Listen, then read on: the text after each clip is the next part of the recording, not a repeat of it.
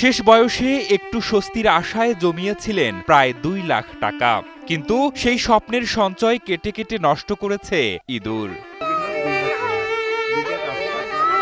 চোখের সামনে ছড়িয়ে ছিটিয়ে থাকা নিজেদের জমানো টাকাগুলোর ছিন্ন ভিন্ন অবস্থা দেখে কান্নায় ভেঙে পড়েছেন রিকশা চালক মোহাম্মদ তোফাজ্জল হোসেন ও গৃহকর্মী ফাতেমা খাতুন দম্পতি। সারা জীবনের গড়া সঞ্চয় ইঁদুরের কয়েক রাতের ক্ষুধায় পরিণত হওয়ায় শোকে স্তব্ধ হয়ে পড়েছেন তারা। এখন আমি চাই, আমি খুব অসহায়, আমার ছেলে নাই, আমার মেয়ে 3 জন, আমরা টাকাটা আনছিলাম ভবিষ্যতের জন্য। বৃদ্ধ এই দম্পতির কাছে এ টাকা ছিল না সহজ কোনো উপার্জন। এর প্রতিটি নোটের সঙ্গে জড়িয়ে ছিল 8 বছর ধরে দিনের পর দিন রোদ বৃষ্টিতে রিকশা চালানোর কষ্ট, মানুষের বাড়িতে কাজ করার ঘাম আর নিজের শখকে বিসর্জন দেওয়ার গল্প। 8 বছর ধরে আমি ঢাকা গেছি, আমার স্ত্রী বাসা বাড়িতে কাজ করছে, আর আমি বৃদ্ধ বয়সে গাড়ি চালাই। আমি চাচা, আমি বৃদ্ধ বয়সে গাড়ি চালাবো, আমার ছেলে নাই।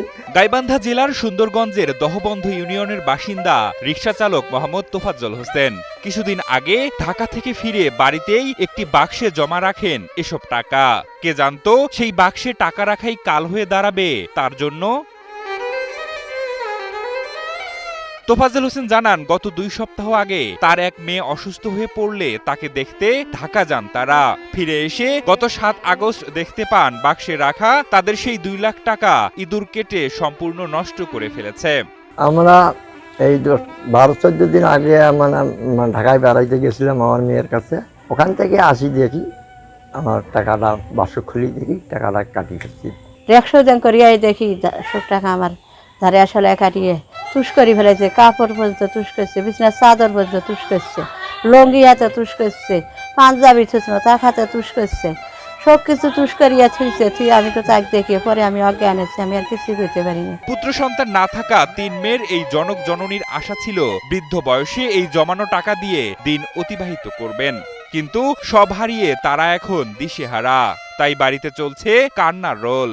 আমার বড় ভাই এই টাকাগুলো সব নষ্ট হয়ে গেছে, তিনি এখন খুবই অসহায়, কান্নাকাটি করতেছে।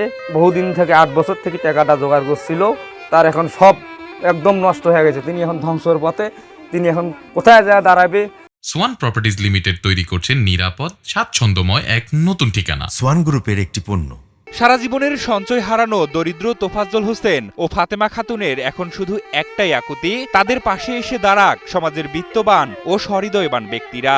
এইটা আমার সরকারের কাছে আবেদন, আমার জিনিসটা ক্ষতিকে দিন আমার দেখবে, আমার কোনো রেহাই না, কোনো চলার মতন আপত্তি নাই। এনার কোনো ছেলে নাই, 3টে মেয়ে, খুবই অসহায়। এরা ঢাকা শহরে কামকাজ করিয়ে টাকা পয়সা জোগাড় করছে। এখন ড্যাশকোর মধ্যে টাকা রাখছি, শোক ধারে আয় টাকাগুলো কাটিয়ে শোক শেষ করছে। এটা সরকারের কাছে অহুল আবেদন হইল যেন ইনার কিছু সাহায্য করে।